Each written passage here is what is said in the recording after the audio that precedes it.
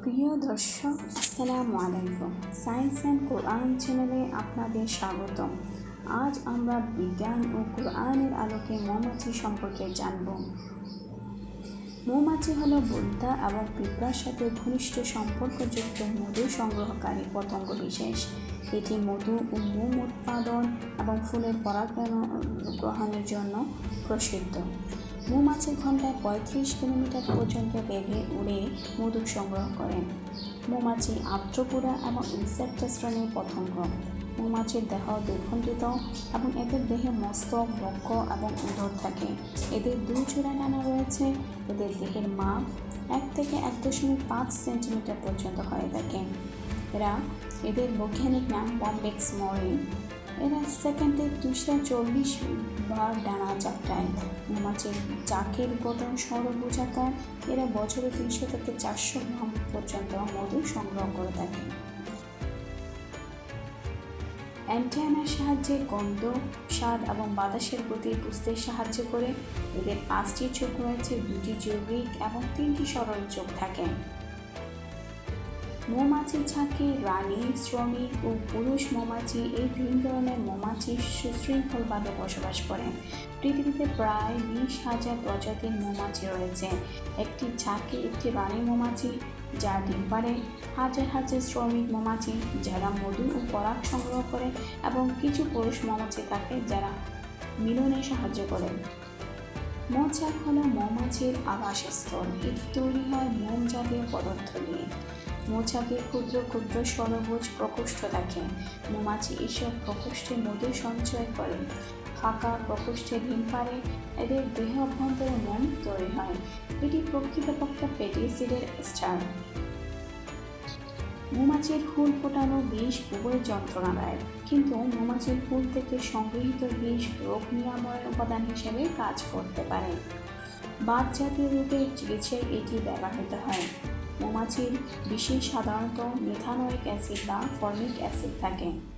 মৌমাছি ফুলে ফুলে বেড়ানোর সময় তাদের পা এবং বুকের লোমের সাহায্যে পরাগরেণু বয়ে বেড়ায়, যা পরাগায়নে সাহায্য করে। এভাবে মৌমাছিরা পরাগায়নের মাধ্যম হিসেবে কাজ করে, ফলে ফল ও ফসলের উৎপাদন বাড়ায়। মৌমাছি পালন কেবল মধু উৎপাদনের জন্য নয়, বরং আধুনিক কৃষি এবং পরিবেশের ভারসাম্য রক্ষার জন্য অপরিহার্য।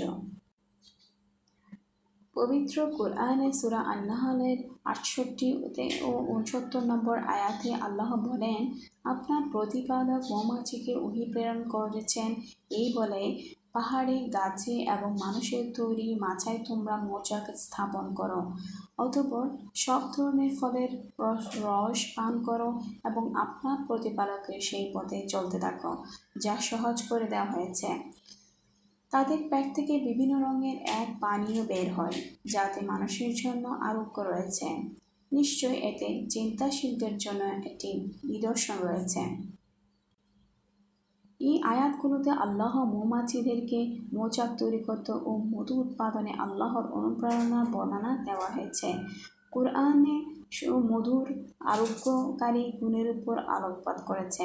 একে বিভিন্ন রঙের পানীয় বলে অভিহিত করে, যা মানবজাতির জন্য আরোগ্য প্রদান করে এবং বৈজ্ঞানিক গবেষণার সাথে সঙ্গতি রেখে স্ত্রীকর্মী মৌমাছি বোঝাতে স্ত্রীলিঙ্গবাচক ক্রিয়াপদ ব্যবহার করে।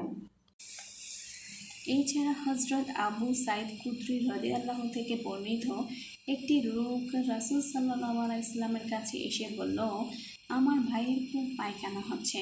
তিনি বললেন, তাকে মধু পান করিয়ে দাও। সে গেল এবং তাকে মধু পান করালো। আবার সে এলো এবং পুনরায় এসে বলল, হে আল্লাহর রাসূল সাল্লাল্লাহু আলাইহি ওয়াসাল্লাম, তার পায়খানা তো আরও বৃদ্ধি পেয়েছে। তিনি বললেন, আল্লাহ সত্যবাদী এবং তোমার ভাইয়ের পেট মিথ্যাবাদী।